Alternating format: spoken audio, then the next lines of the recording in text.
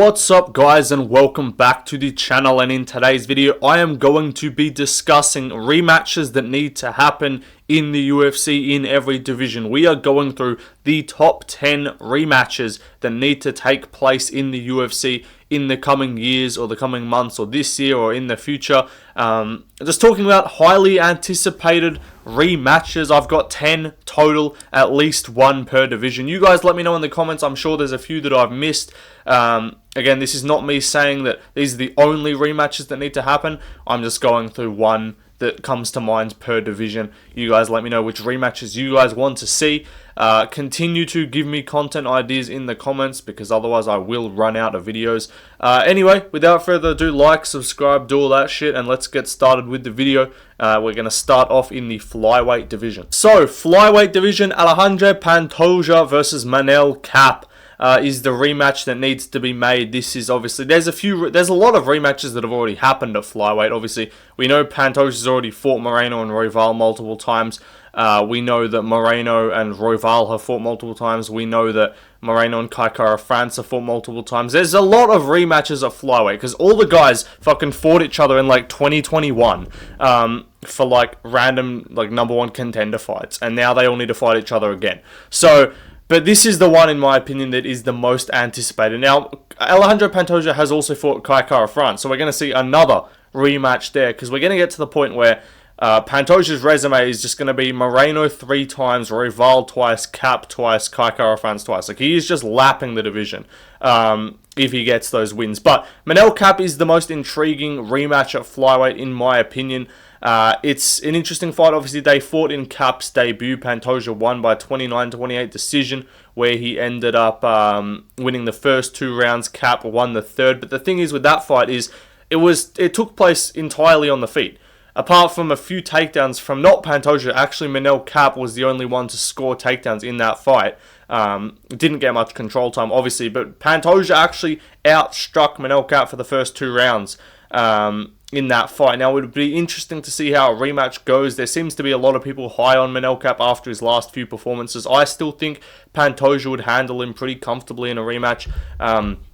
Just because I think Pantoja's too fucking good, bro. Like, I'm sorry, we're seeing Kape have a tepid, boring decision with Mikhaev and look mid in other fights and go to a, like, back and forth decision with Felipe dos Santos, and, you know, Bruno Silva's not that good and Asu Almabayev's kind of fucking mid. Like, I just think Pantoja's a different level. I already know MMA Guru's going to fucking pick Manel Kape by KO when that fight happens, because he picks people who interact with his channel and who support him, or who basically, he picks if a fighter says a racial or homophobic slur, he'll support them, which I can respect. I also like Manel Kape, but so there's a bit of bias going on there, I can't lie. Like, dude's picking Bryce Mitchell and JDM. Like, what are we doing here? But regardless, I still like Guru, he's solid. But Pantoja, I think he would beat him. I think his striking's improved, and I think Pantoja, even the people will be like, oh, Kape's improved. Yeah, and Pantoja's improved more so, I think. Like, Pantoja already outstruck him for the first 2 rounds. Plus, I think his grappling is better now, and he wouldn't be afraid to mix that in. He completely outstruck Kape for 2 rounds. You're acting like now he can't then also go to the grappling and outgrapple Kape. And also, Kape doesn't look worse on the feet and more hesitant on the feet when he's fighting a grappler. Like, he kind of schooled Almabayev, but Almabayev didn't do anything. Like, he didn't do shit. Pantoja is coming off a fight with Kaya Sakura, who's a guy who's been competitive in kickboxing, or in the kickboxing aspects of martial arts with Kaya Sakura, Kaya Sakura with Manel Kape. Those two are 1-1. Obviously, Kape did actually finish him the second time they fought, but Pantoja outstruck Kaya Sakura and then subbed him in round 2. I think he's just getting better. I think he's just too good, and I think he would win this fight. But still, I want to see the rematch, definitely. Let's move on, though. It's one of the only fights with interest at Flyweight. Let's move on, though, to the Bantamweight division. So, Bantamweight 135, Sean O'Malley versus Peter Yan is the rematch that we all need to see. None of this Sean O'Malley Marab shit, with O'Malley coming off no wins after a 1 title defense reign. None of that. Fuck all that. What else? There's not really any other crazy rematches. This is the one that we need. Obviously, there'll be some people out there saying that we need to see an Umar Marab matchup. Sure, maybe down the line. Again, Umar would need like 2 or 3 wins. But Yan O'Malley is the fight that should be happening for number 1 contender. In my opinion, Flyweight and Bantamweight, we should be having Kai Kara-France versus Manel Kape for the number 1 contender fight. And at Bantamweight, we should have Sean O'Malley versus Marab.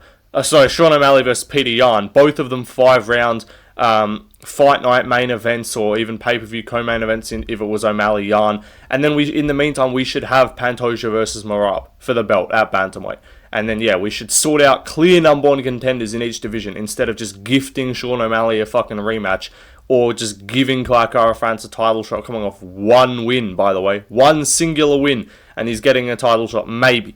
But not confirmed yet, though. Still just in the works. But yeah, O'Malley Yan, this rematch needs to happen. High level first fight, 3 rounds. And I will say, the rematch has to be 5. And if they did ever do it, not for a belt, they ain't going to do it as 5 because they want O'Malley to win for whatever reason. They want to promote him. Like, Peter Yan is just much better and cooler of a fighter than O'Malley. Like, he's got more fan support. O'Malley's fans are 12-year-olds who watch fucking Neon and Sneeko, bro.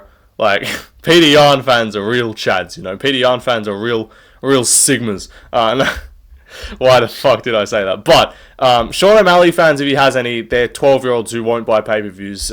Peter Yan has real hardcore fan hype. No hardcore fans love O'Malley. Like, he's fun, but, like, he's got the personality of a fucking wall. Like, I actually dislike Sean O'Malley. I wouldn't say I hate him, because his fighting style carries him, but if he was putting up, like, Izzy versus Cannonier level performances, I would genuinely have an issue with this guy. Like, he pisses me off. Anyway, still though, we do need to see O'Malley Yan too at some point. It should be now. Probably won't be. They're probably just going to gift O'Malley a title shot. But yeah, we need to see this fight ran back at 5 rounds at some point in the near future. Let's move on though to the featherweight division. Featherweight, Diego Lopez, Movsar Evloev. This needs to happen. If Lopez beats Volkanovski, Movsar should be getting a title shot. He objectively should be getting one already, but I do agree with what Lopez is saying. Like, yeah, I've been in the UFC for like 2 years. Your most exciting fight of your career was with me because of me.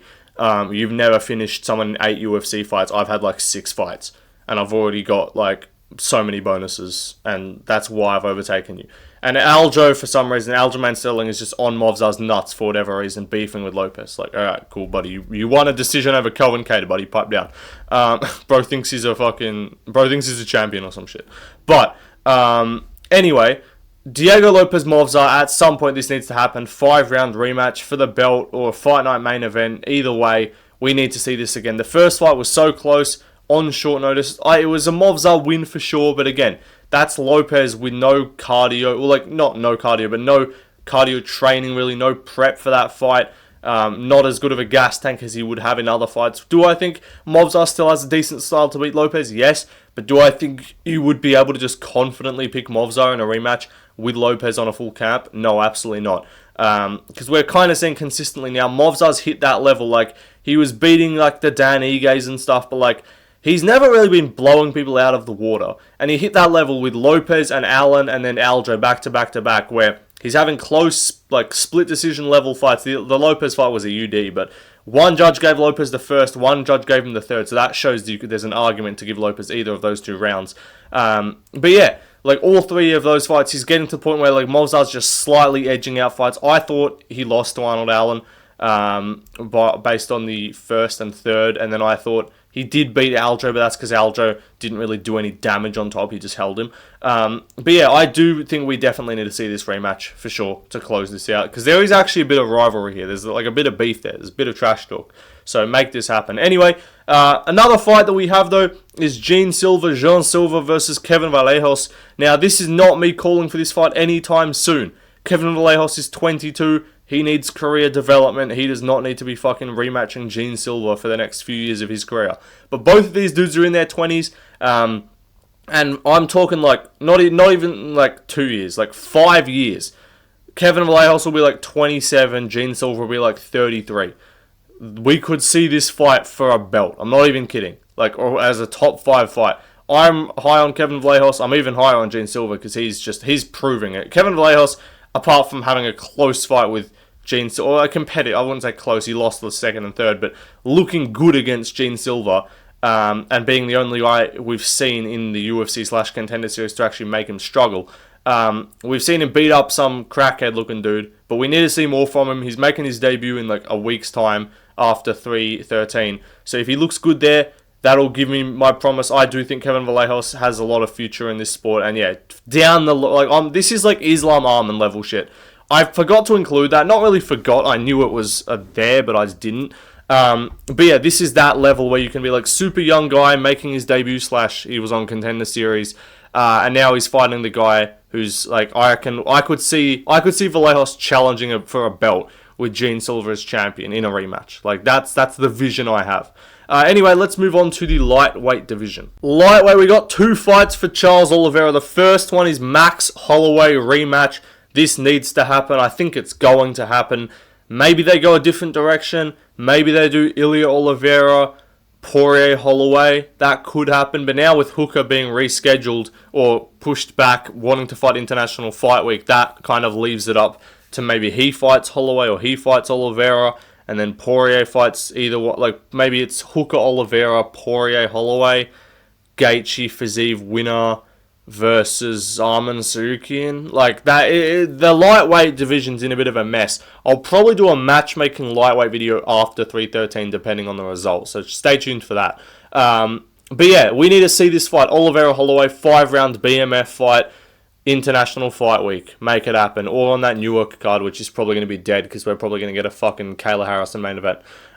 So yeah, Oliveira Holloway needs to happen. First fight didn't end definitively. We didn't get much out of it. Oliveira got injured. This was at featherweight as well. Neither of those two were in their prime. So yeah, rematch, bigger, badder, better, all that shit, and make it happen. Anyway, let's move on to the other Charles Oliveira fight that we need to see ran back. Now, this one, so the first one, the Oliveira Holloway, was more of like a fun, badass fight, let me tell you, kid. Just like a really good scrap, you know, those just badass lightweight fights that they put as like co-main events, that type of shit. The second one is genuinely like title stakes.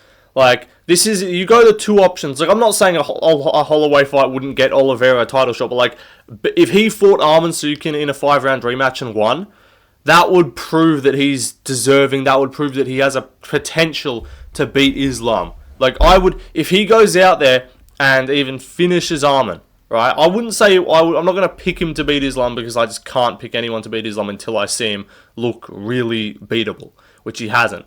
But yeah, if he goes out there and fucking stuffs Arman's takedowns and beats him up on the feet, or even takes him down and subs him or something, I'm like, okay, I'm now interested in an Islam rematch. Because when they booked the Islam rematch just after the Beneil fight, don't get me wrong, there was hype because Oliveira's striking did look better. But you're like, eh. And then we kind of were like, yeah, it probably wouldn't have gone any differently when we saw that first Arman fight. And then he fought Chandler and actually looked really good. Wrestled, we got fucking D1 Charles Oliveira. And he looked great. His counters looked good. And apart from round 5 when Oliveira just got the back of his head caved in, he looked great, and he was pretty much pitched a flawless performance. Again, that is hard to tell if Chandler's just washed, but I think we need to see Arman versus Oliveira. If I had it my way, like, it depends, because you want to do fun. I think Hooker, you do Hooker Holloway. I would love Oliveira Holloway. I want that to happen. I want that to happen at some point. Maybe if Oliveira loses to Arman, you can do him versus Holloway, win or lose against Dan Hooker. Because I think Holloway would need 2 wins at least to get a title shot at 155. So yeah, I would matchmake lightweight as follows. I would do Ilya versus Islam. Just do it. No fucking around. Don't risk Ilya losing to some guy before. Like, make the Islam fight. If he loses, so be it. Right? Ilya Islam. Charles Oliveira, Arman Tsarukyan, 5-round co-main event on that card. Dan Hooker, Max Holloway. Or, hang on. No. Max Holloway, Dustin Poirier. Yeah, that works. Max Holloway, Dustin Poirier, 3. But I want Poirier Gaethje. No, so I would say, take that back. So, Holloway versus Dan Hooker. Arman Tsarukyan, Charles Oliveira, 2. And then we need Gaethje win or lose against Fiziev versus Poirier trilogy. They're already 1-1. Settle that for the retirement fight. If Fiziev wins, you still do Poirier versus Gaethje, and then you can do Fiziev versus...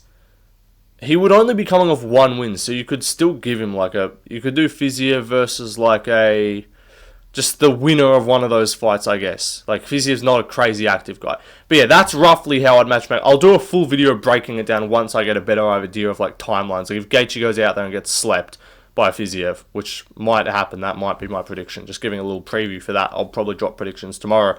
We'll see what happens. But regardless, yeah, this fight needs to happen for sure. Let's move on though to the welterweight division. Again, welterweight, I struggled to sort of think of fights that we need to see ran back. Because like Bilal, Sean Brady 2, anyone down for that, you know?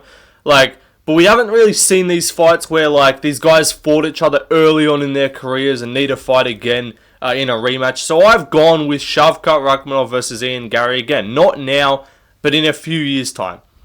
Both of these dudes are in their 20s. I think Gary's like 27, Shavkat's like 29, might be 30 now actually. But yeah, we need to Jamie, pull that up. I got to include there's a fucking quota. There's at least over 1.5 Jamie pull that ups in every video. That it's a requirement. I'm actually getting sponsored by Joe Rogan to at least drop one Jamie pull that up per video. But how old Shavkat? We have to check, brother. We have to check this. He's 30. Okay, yeah, he turned 30 couple months ago. So yeah, he's 30, Gary's like 27.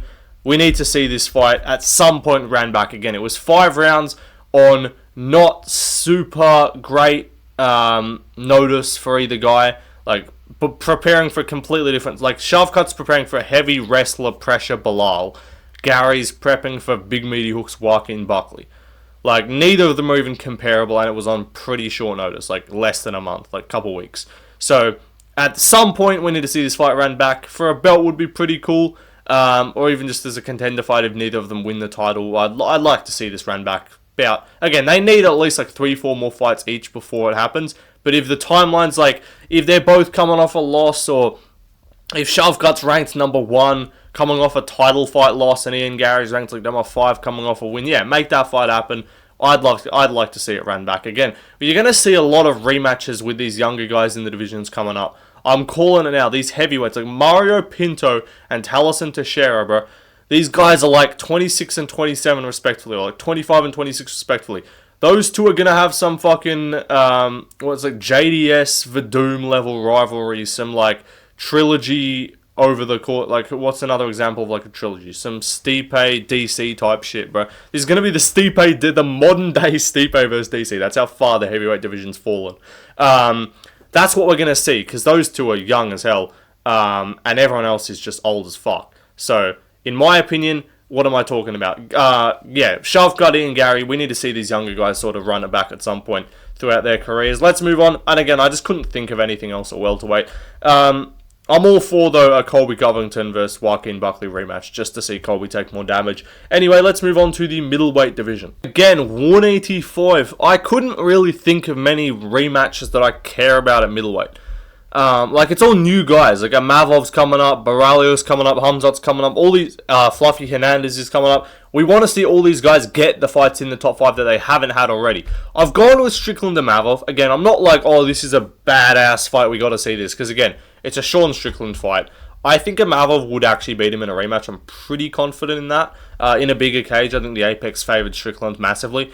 And I don't think he's looking as good recently. I think if the Strickland that fought Dricus fights the Mavov that fought Izzy, or the Mavov that fought Cannonier even, or the Mavov that fought Allen in rounds 2 and 3, I think he's losing. I think Mavov wins. But middleweight, let's check. Like, looking down the rankings, Dricus, I don't care to see him rematch Izzy, or obviously Trilogy and Strickland.